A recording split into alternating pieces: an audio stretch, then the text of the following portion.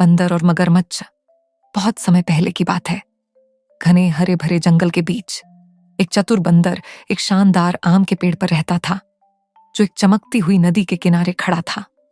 वह पेड़ मीठे और रसीले फलों से भरा हुआ था और बंदर अपने दिन शाखाओं के बीच खुशी से झूलते हुए बिताता, स्वादिष्ट आमों का आनंद लेता और चहचहाते पक्षियों के साथ हंसी मजाक करता था। एक धूप भरी दोपहर एक थका हुआ और भूखा मगरमच्छ पेड़ के पास तैरता हुआ आया। उसकी निगाहें लालच भरी नजरों से चमचमाते हुए पके फलों पर टिकी थीं। दयालु बंदर ने उसे देखा और खुशी खुशी पुकारा, अरे नमस्ते, तुम थके और भूखे लग रहे हो। क्या तुम इन आमों में से कुछ चखना चाहोगे? ये पूरे जंगल में सबसे मीठे हैं। मगरमच्छ बंदर की दयालुता से चकित हो गया और उत्साह से सिर हिलाया।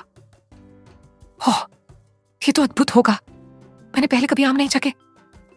शरारती मुस्कान के साथ बंदर ने सबसे पके आमों का एक गुच्छा तोड़ा और नीचे फेंक दिया। मगरमच्छ ने उन्हें अपने बड़े जबड़ों में पकड़ा और स्वाद लेकर खाने लगा। ये तो अद्भुत है। तुम बहुत उदार हो प्यारे बंदर। उस दिन से ये एक दिनचर्या बन गई। हर दिन बंदर स्वादिष्ट आमों को साझा करता और ये अनोखे दोस्त साथ बैठकर बातें करते और हंसते। यहां तक कि मगरमच्छ कुछ फल अपनी पत्नी के लिए भी घर ले जाता, जो शुरुआत में उसके इस विचारशील व्यवहार से बहुत खुश थी। लेकिन एक दिन जब वह मीठे फल चबा रही थी, एक लालची विचार उसके मन में आ गया। ये आम तो बड़े स्वादिष्ट हैं, उसने सोचा। उसकी आंखों में लोभ की चमक थी। लेकिन अगर बंदर रोज ये फल खाता है तो उसका दिल कितना मीठा होगा। मैं उसके दिल को खाना चाहती हूं।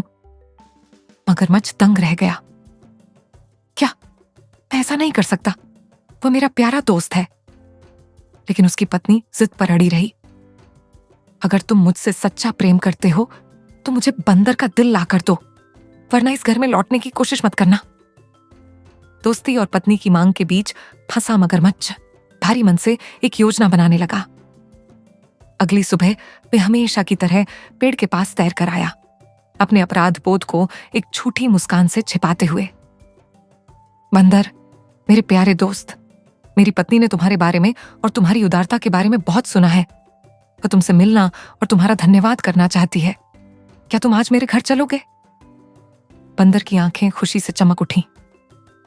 ओह, ये तो बहुत अच्छा होगा, लेकिन एक समस्या है, मुझे तैरना नहीं आता। मगरमच्छ ने अपनी घबराहट को छुपाते हुए मुस्कुराते हुए कहा, कोई बात नहीं, मेरी पीठ पर चढ़ जाओ, मैं तुम्हें सुरक्षित नदी पार करा दूंगा। अपने मित्र पर भरोसा करते हुए बंदर उत्साहित होकर मगरमच्छ की चौड़ी पीठ पर कूद पड़ा। लेकिन जैसे ही वे नदी के बीच पहुंचे, मगरमच्छ का चेहरा गंभीर हो गया। उसने गहरी सांस ली और पछतावे भरे स्वर में कहा, मेरे प्यारे मित्र, मुझे एक बात स्वीकार करनी है। मेरी पत्नी तुम्हारा धन्यवाद नहीं करना चाहती, वह तुम्हारा दिल खाना चाहती है। मेरे पास उसे देने के अलावा कोई रास्ता नहीं है। बंदर की आंखें आश्चर्य से फैल गईं, लेकिन उसने तुरंत खुद को संभाल लिया। तेजी से सोचते हुए उसने एक गहरी सोच भरा भाव बनाया और कहा, अरे मेरे प्यारे मित्र, तुमने पहले क्यों नहीं बताया? हम बंदर अपना दिल अपने साथ नहीं रखते। मैं हमेशा अपना दिल उस पेड़ पर सुरक्षित रखता हूं। मगरमच्छ हैरानी से पलकों झपकाने लगा। क्या तुम्हारा दिल तुम्हारे साथ नहीं है? बंदर ने गंभीरता से सिर हिलाया। नहीं नहीं, लेकिन अगर तुम मुझे वापस पेड़ पर ले चलो तो मैं अपना दिल ले आऊंगा। मूर्ख मगरमच्छ, जो नदी का सबसे समझदार जीव नहीं था, उत्साहपूर्वक सिर हिलाते हुए बोला, ओह हाँ हाँ, यह तो सही बात है। चलो जल्दी वापस चलते हैं। मगरमच्छ जितनी तेजी से हो सकता था उतनी तेजी से वापस तैरने लगा, जबकि बंदर अंदर ही अंदर भयभीत था। जैसे ही वे नदी के किनारे पहुंचे, बंदर मगरमच्छ की पीठ से फुर्ती से कूदा और झटपट अपने प्यारे आम के पेड़ पर चढ़ गया। वह जोर से हंसा और नीचे चिल्लाया, अरे मूर्ख मगरमच्छ, तुम हमारी दोस्ती के साथ विश्वासघात करने को तैयार थे, लेकिन तुम चालाकी से हार गए। अपनी लालची पत्नी के पास वापस जाओ और उसे बता दो कि वह कभी बंदर का दिल नहीं झकेगी। मगरमच्छ शर्म से सिर झुकाकर चुपचाप वापस नदी में तैर गया। उसे एहसास हो गया था कि उसने न केवल एक स्वादिष्ट फल खोया है, बल्कि एक सच्चे मित्र को भी खो दिया है। जहां तक बंदर की बात है, उसने अब और अधिक सतर्क रहना सीख लिया था, लेकिन वह अपने प्यारे पेड़ पर खुशी खुशी और पहले से अधिक बुद्धिमानी के साथ रहने लगा। ये कालातीत कहानी भगवद गीता की गहन शिक्षाओं से गहराई से जुड़ा हुआ संदेश देती है। पहला संदेश है विवेक और बुद्धिमत्ता का महत्व। जैसा कि भगवान श्री कृष्ण गीता में सिखाते हैं, जो व्यक्ति निस्वार्थ कर्म के मार्ग में लगा रहता है वह बुद्धिमानी और विवेक का उचित प्रयोग कर सिद्धि प्राप्त करता है। भगवद गीता अध्याय 2 श्लोक 50। इस कहानी में बंदर विवेक और बुद्धिमत्ता का प्रतीक है। जब मगरमच्छ उसे धोखा देता है तो बंदर शांत रहता है, तेजी से सोचता है और बुद्धिमानी से खतरे से बाहर निकलता है। यह श्री कृष्ण की उस शिक्षा को दर्शाता है कि जीवन की कठिन परिस्थितियों में भी हमें विवेक यानी सही और गलत में स्पष्ट भेदभाव का प्रयोग करना चाहिए और भय या क्रोध जैसे भावनाओं में बह नहीं जाना चाहिए। सच्ची बुद्धिमत्ता इसी में है कि हम शांत रहें, स्पष्ट रूप से सोचें और सही मार्ग का चुनाव करें, भले ही भावनाएं कितनी भी उत्तेजित क्यों ना हो।